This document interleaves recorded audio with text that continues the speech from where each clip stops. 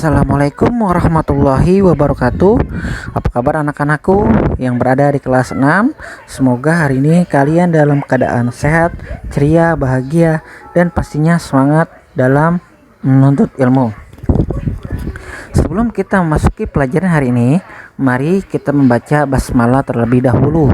Bismillahirrahmanirrahim. Hari ini kita akan membahas tentang indahnya saling tolong-menolong dan hidup rukun. Oleh karena itu, Bapak mohon kepada kalian semua agar tetap memperhatikan pelajaran hari ini. Karena pelajaran hari ini cukup terdapat banyak dalil atau ayat-ayat yang menjelaskan tentang saling tolong-menolong. Ya, semoga kalian dapat memahaminya. Apabila nanti kurang mengerti, silakan tanya ke Bapak langsung. Kita langsung saja ya. Indahnya saling membantu dan hidup rukun. Di sini ada surah Al-Maidah ayat 2 dan ayat ketiga, dan surah Al-Hujurat ayat ke-12 dan ayat ke-13. Pertama kita disuruh membaca, kemudian kita disuruh memahami isi kandungan, lalu terakhir kita diminta untuk menuliskan. Alhamdulillah, membaca sudah, menulis sudah, tinggal kita memahami isi kandungan dari Quran surah Al-Maidah ayat 2 dan 3 dan Quran surah Al-Hujurat ayat ke-12 dan ayat ke-13. Kalian lihat, amatilah gambar berikut ini. Kalian lihat di situ banyak terdapat anak-anak yang sedang bekerja sama, saling tolong menolong, saling bantu membantu antara satu dengan yang lain. Ada juga yang sedang membersihkan lingkungan sekolah, ada juga yang membersihkan lingkungan taman, bahkan ada yang menolong kakek-kakek untuk menyeberang jalan. Semua itu dilakukan karena Allah Subhanahu wa Ta'ala yang memerintahkan kita agar kita sebaiknya melakukan kebaikan, yaitu diantaranya tolong menolong dan saling membantu. Hal-hal yang disunahkan dalam membaca Al-Quran. Pertama, bersungguh-sungguh dalam merenungkan dan memikirkan ketika membaca Al-Quran. Kedua, memperhatikan hukum tajwid. Ketiga, berwudu sebelum membaca Al-Quran. Keempat, menghadap kiblat. Kelima, berniat lillahi ta'ala atau karena Allah ta'ala. Keenam, membaca diawali dengan ta'awuz dan basmalah. Kita langsung saja di sini surah Al-Maidah ayat 2. A'udzubillahi minasyaitonirrajim. Bismillahirrahmanirrahim. Wa ta'awanu 'alal birri wat taqwa wa la ta'awanu 'alal ismi wal udwan wattaqullah innallaha sadidul 'iqab. Shadaqallahul azim. Dan tolong menolonglah kamu dalam mengerjakan kebajikan dan takwa, dan jangan tolong menolong dalam berbuat dosa dan pelanggaran, dan bertakwalah kamu kepada Allah Subhanahu wa Ta'ala. Sungguhnya Allah amat berat siksanya. Isi kandungan Quran surah Al-Maidah ayat 2. Penggalan Quran surah Al-Maidah ayat 2 ini berisi tentang ajakan tolong menolong dalam mengerjakan kebajikan dan takwa, dan jangan tolong menolong dalam perbuatan dosa dan permusuhan. Kita diharuskan saling tolong menolong kepada sesama kita dalam perbuatan baik dan ketakwaan. Sebaliknya, hindari saling tolong menolong dalam perbuatan dosa dan permusuhan. Misalnya, ada teman kita yang mengajak membolos, hendaknya dihindari atau ditolak karena membolos perbuatan yang tidak baik.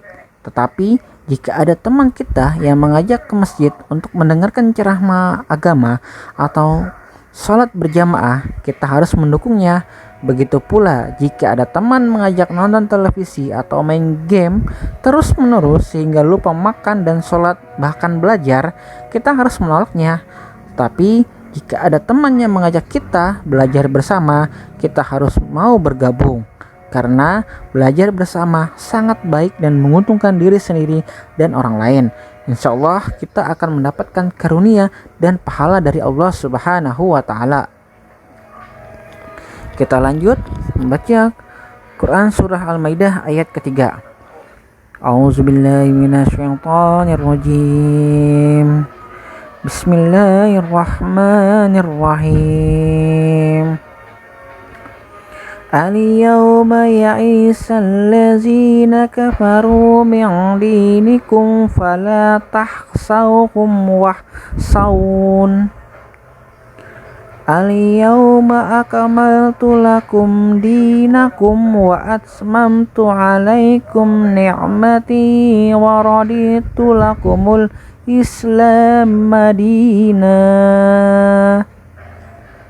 Shadaqallahul azim. Pada hari ini orang-orang kafir telah putus asa untuk mengalahkan agamamu. Sebab itu janganlah kamu takut kepada mereka, tetapi takutlah kepadaku. Pada hari ini telah aku sempurnakan agamamu untukmu, dan telah aku cukupkan nikmatku bagimu, dan telah aku ridhoi Islam sebagai agamamu. Isi kandungan Quran surah Al-Maidah ayat ketiga.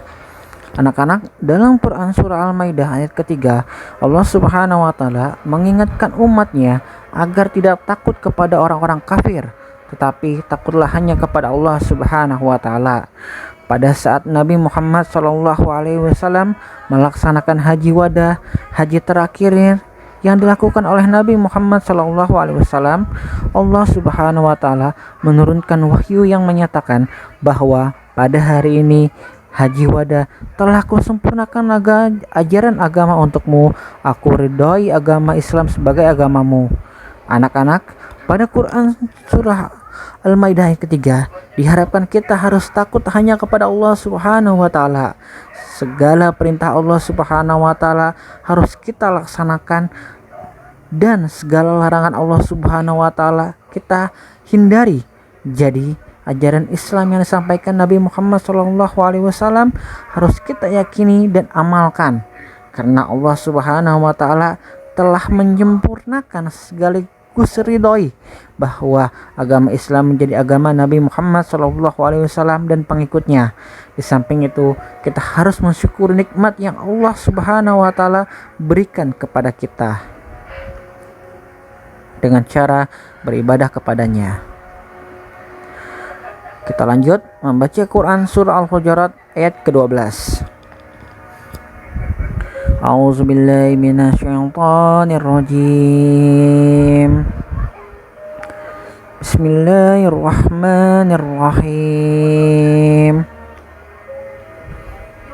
Ya ayyuhallazina amanu jtanibu katsiran minadh-dhann inna ba'da zanni ismu wa la tajassasu wa la ya'tab ba'dukum ba'dan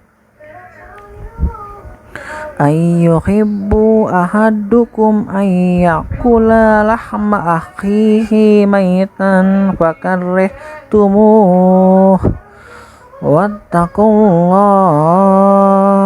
innallaha tawwabur rahim. Wahai orang-orang yang beriman, jauhilah banyak dari prasangka. Sungguhnya sebagian prasangka itu dosa. Dan janganlah kamu mencari-cari kesalahan orang lain, dan janganlah ada di antara kamu yang menggunjing sebagian yang lain. Apakah ada di antara kamu yang suka memakan daging saudaramu yang sudah mati? Tentu kamu merasa jijik, dan bertakwalah kepada Allah. Sungguhnya Allah Maha Penerima Taubat, Maha Penyayang. Isi kandungan Quran surah Al-Hujurat ayat ke-12. Pada ayat ke-12 dinyatakan, jika kita beriman kepada Allah Subhanahu wa Ta'ala, janganlah berprasangka buruk terhadap orang lain, karena berprasangka itu dosa besar. Kita tidak boleh mencari-cari kesalahan orang lain atau bergunjing, karena orang yang suka bergunjing diibaratkan seperti orang yang memakan daging saudaranya. Tentu kamu merasa jijik. Pada Quran surah Al-Hujurat ayat ke-12, Allah Subhanahu wa taala mengingatkan kita untuk menjauhi sifat prasangka atau mencari-cari kesalahan orang lain atau bergunjing, karena semua perbuatan itu dosa. Oleh sebab itu, taatilah perintah Allah Subhanahu wa taala dan jauhilah larangannya, termasuk bergunjing atau menceritakan kejelekan orang lain. Jika kita telah berbuat salah dan dosa karena telah melanggar larangan Allah Subhanahu wa taala, segeralah bertobat dan bertakwa kepada Allah Subhanahu wa taala. Sesungguhnya Allah Maha Penerima tobat, lagi Maha Penyayang. Kita lanjut membaca Quran surah Al-Hujurat ayat ke-13. A'udzubillahi minasyaitonirrajim. Bismillahirrahmanirrahim. Ya ayyuhan nasu inna khalaqnakum min zakarin wa unsa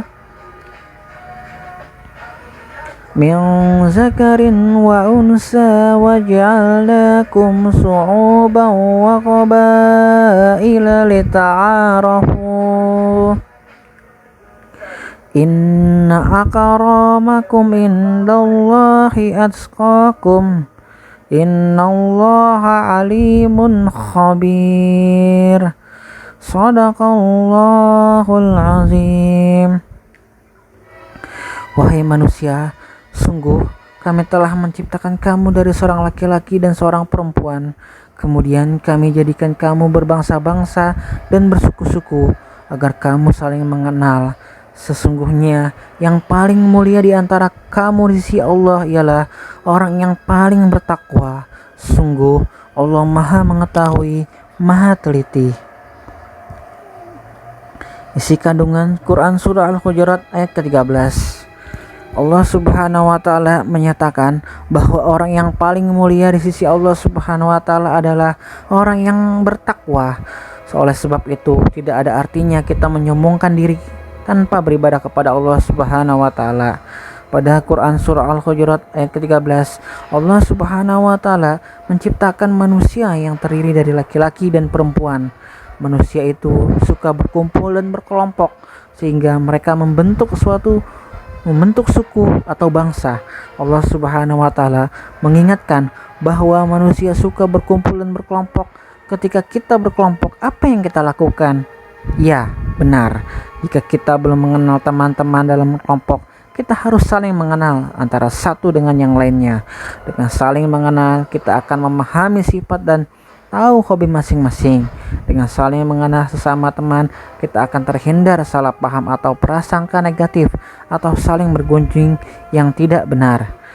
Dengan demikian, tidak ada di antara kita saling menganggap diri paling benar atau paling baik, karena Allah Subhanahu wa taala sudah mengingatkan bahwa sungguhnya yang paling mulia di antara kamu di sisi Allah Subhanahu wa taala ialah orang yang paling bertakwa. Sungguh Allah Maha Mengetahui, lagi Maha Teliti. Seperti biasa anak-anak, ini ada tugas kalian. Latihan soal 1 sampai 4 saja. Singkat saja ya jawabnya. Apa yang kamu pahami, apa yang kamu mengerti, silakan kamu tulis di buku tulis agamanya. Ya, seperti biasa soalnya ditulis. Bapak mohon tolong tulisan kamu lebih rapi, lebih bagus ya, agar nanti ketika kita koreksi lebih jelas. Mungkin sampai di sini dulu pertemuan kita yang singkat ini. Apabila ada yang belum dimengerti, silakan tanya ke Bapak langsung. Semoga pertemuan kita yang singkat ini membawa manfaat untuk kita semuanya. Bapak mohon maaf apabila ada kekurangan ataupun kesalahan pada pembahasan kali ini. Billahi taufik wal hidayah. Wassalamualaikum warahmatullahi wabarakatuh.